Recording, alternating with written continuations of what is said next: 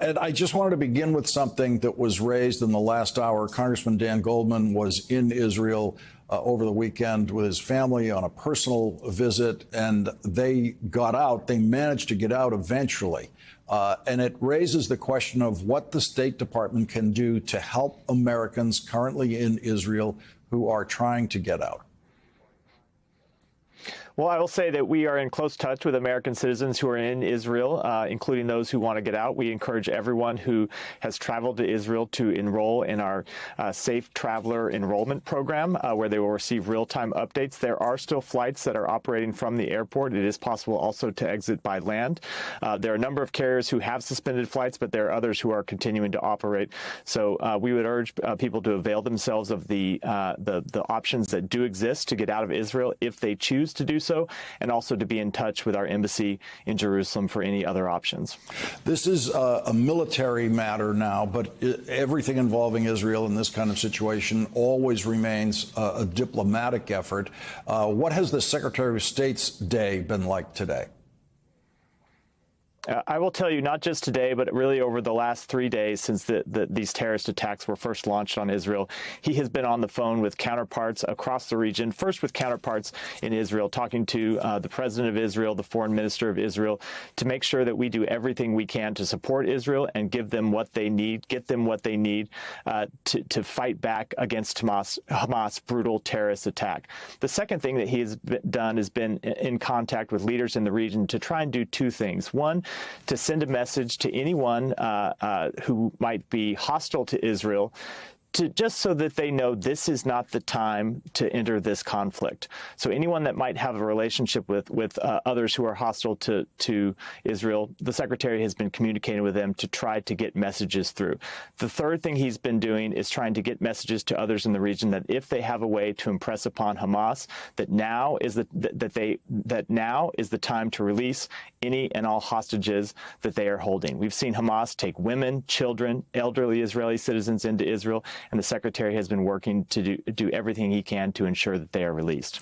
As you've watched, to the extent that you've been able to, the coverage and the way the American media is covering this for the last 3 days, what point do you think needs emphasis, or what would you like to say? As you're sitting there watching some of this coverage, what do you want to say to the TV screen? What do you think people should know?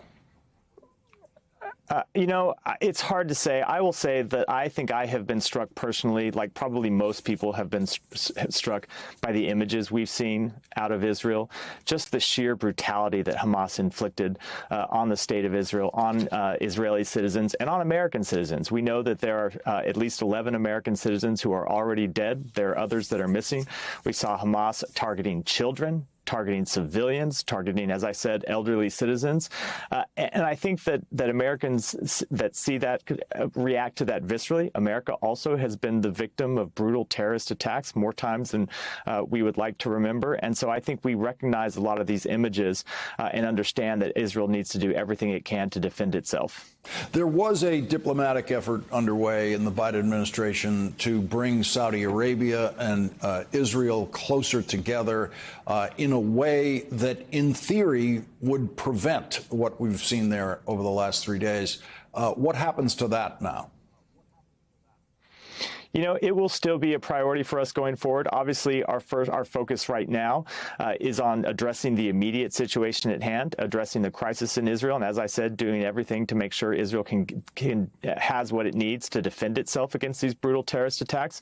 But as the Secretary said over the weekend when he was on Meet the Press and other shows, there are really two paths forward for the region. One is a path of greater integration, greater stability, where Israel has normal, healthy, productive relationships with its neighbors.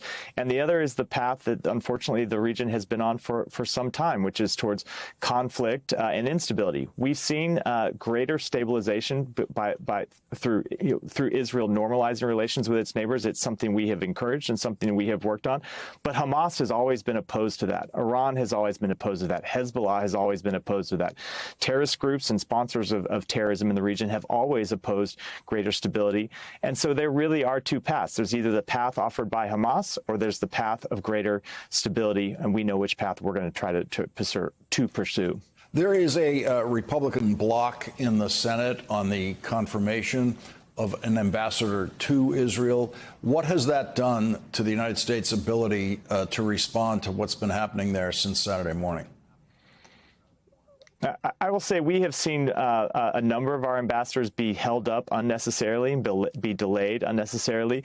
It looks like our ambassador nominee to Israel, Jack Lew, a former White House chief of staff, former Treasury secretary, will get a hearing next week.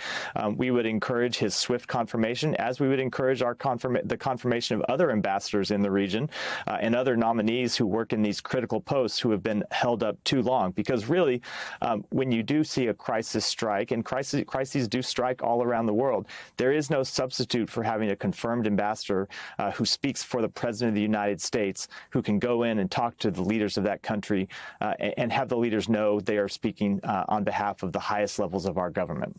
And I know this is a military issue in your State Department, but Senator Tuberville, Republican senator, of course, has been famously, world famously now, blocking virtually all military promotions above a certain rank, all that have to be confirmed by the Senate. So there is no confirmed, for example, chief officer in the Navy sending our biggest aircraft carrier to the region as part of this response. What does that do? And what are other countries saying to you, saying to the State Department about what's happening with our military? I will say that all of these holds and unnecessary delays potentially hurt our ability to protect the country's national security. There are capable people in these jobs now. There are capable people who can step up and serve. But when you can't get the people who the president has picked, who senior members of the military, who the Secretary of State in our case has picked to serve in these positions, it does hurt our ability to do the jobs that the American people have asked us to do on their behalf. So all we have ever asked is that the Senate treat our nominees fairly, that they give them up or down votes, and that they consider them based on their record and not based on extraneous issues. That goes for nominees at the State Department. It goes for our nominees across the national security space. Iran is seen as one of the prime movers behind this and supporters of this attack on Israel. How does the administration communicate with Iran in a situation like this? We have always had the ability to get messages to Iran when it is in our interest to do so. We typically don't talk about those messages or those channels, but we do have the ability to get those messages to Iran. And I will say, I will just note without going into any detail, what the president said in his first remarks on this on Saturday, when he said to anyone in the region who is hostile to Israel, that is considering action against Israel and against the interests of Israel, now is not the time to do so.